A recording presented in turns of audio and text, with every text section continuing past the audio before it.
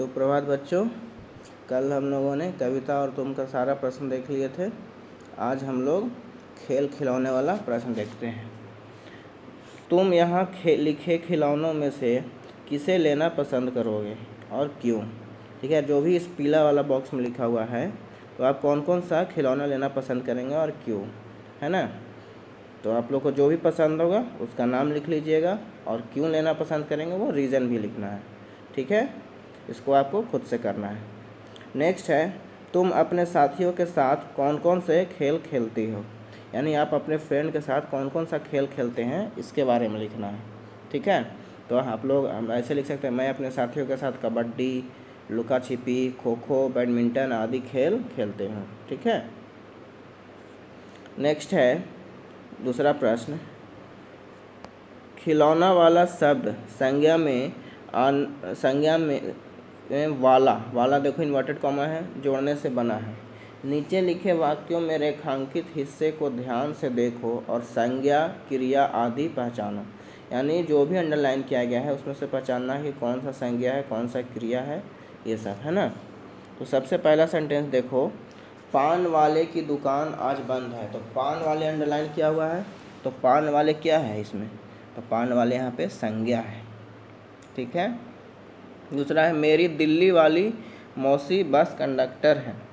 अब देखो दिल्ली नाम है, ठीक है, दूसरे से ऊपर में पान नाम था तो नाम जहाँ भी रहेगा वो संज्ञा हो जाएगा। दिल्ली नाम है तो दिल्ली वाली क्या है, यहाँ पे संज्ञा है।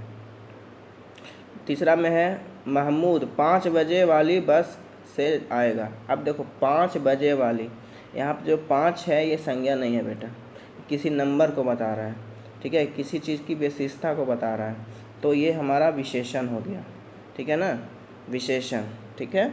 नेक्स्ट है, नंदू को बोलने वाली गुड़िया चाहिए। अब देखो बोलने वाली गुड़िया, बोलना क्या है, बोलना, खाना पीना, नाचना, गाना, ये सब क्रिया है, तो बोलना यहाँ पे क्रिया हो गया, बोलने वाली क्रिया हो गया।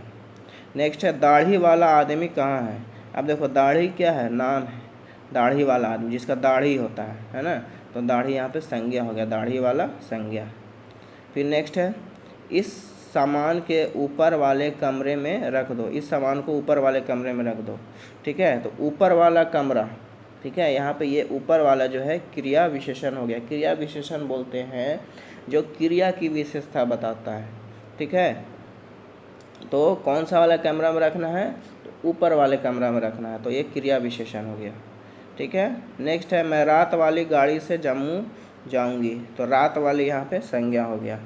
ठीक है ना, दिन वाली, रात वाली, ये सब जो भी होगा ये सब संज्ञा होगा। ठीक है, समझ में आया, लिख लोगे सभी। चलिए आगे देखते हैं, तुम्हारी रामलीला। क्या तुमने रामलीला देखी है? रामलीला की किसी एक लघु कहानी को चुनकर कक्षा में अपनी रामलीला प्रस्तुत करो। ठीक है, यानी आपने क्या रामलीला देखा है, अगर देखे हैं तो उसका एक कहानी आपको लिखना है। ठीक है, इसको आप खुद से लिखेंगे। ठीक है, रामायण से कोई एक कहानी उठा के लिखना है। नेक्स्ट है, कविता में कथा। कविता में कथा, इस कविता में 3 नाम राम, कौशल्या और ताड़का आए हैं, है ना। का में है, ये तीनों नाम किस प्रसिद्ध कथा के पात्र हैं। ठीक है, यानी ये तीनों नाम जो है किस कथा के पात्र हैं, तो राम, कौशल्या, ताड़का, ये तीनों नाम रामायण की प्रसिद्ध कथा के पात्र हैं। ठीक है। नेक्स्ट है, यहीं रहूँगा कौशल्या मैं, तुमको नहीं बनाऊँगा, इन पंक्तियों का कथा से क्या संबंध है। ठीक है, तो इसका आंसर हो जाएगा, बालक स्वयं को राम और अपनी माँ को कौशल्या के रूप में देखता है, लेकिन वह राम की तरह बन जाने को तैयार नहीं है, बल्कि माँ कौशल्या के पास घर में रहना चाहता है। ठीक है, लिख लेंगे। नेक्स्ट है, गा में, इस कथा के कुछ संदर्भों की बात कविता में हुई है, अपने आसपास पूछकर इनका पता लगाओ। ठीक है, क्या है, तपसी यज्ञ करेंगे, असुरों को मैं मार भगाऊंगा। तो इसका आंसर होगा, वन में तपस्या करने वाले ऋषि मुनियों को राक्षस परेशान करते थे, उसकी शांति भंग करते थे। ठीक है ना, इसमें करना क्या है ना कि इस कथा में जो भी कुछ संदर्भ की बातें कविता में कहे गए हैं, आसपास पूछकर पता लगाना है। ठीक है, तो जैसे इसका अर्थ आपको लिखना है एक तरह से। नेक्स्ट है नीचे, तुम कह दोगी वन जाने को तो हंसते हंसते जाऊंगा। तो इसमें क्या होगा, राम ने उन राक्षसों का वध किया जिसके बाद से वे फिर से शांतिपूर्वक तपस्या करने लगे, यानी जो भी ऋषि मुनि थे शांतिपूर्वक तपस्या कर। राम ने अपनी माता पिता के आदेश पर एक आज्ञाकारी पुत्र भांति 14 वर्ष के लिए वन जाना पड़ा उनको, ठीक है, स्वीकार कर लिया, वन जाने के लिए स्वीकार कर लिए थे। ये है ही ना रामायण में स्टोरी, भगवान राम 14 वर्ष के लिए वन चले गए थे या जंगल में चले गए थे, है ना। तो ये कहानी, ये जो खिलौना वाला कहानी है, मैं ज़्यादातर बेस्ड है बेटा रामायण से, यानी रामायण की घटनाओं को इसमें बताया गया है और भगवान राम की अच्छाइयों का इसमें चर्चा किया गया है, ठीक है। तो उनकी अच्छाइयों को हमें अपनाना चाहिए। आज हमारा ये पार्ट समाप्त हुआ।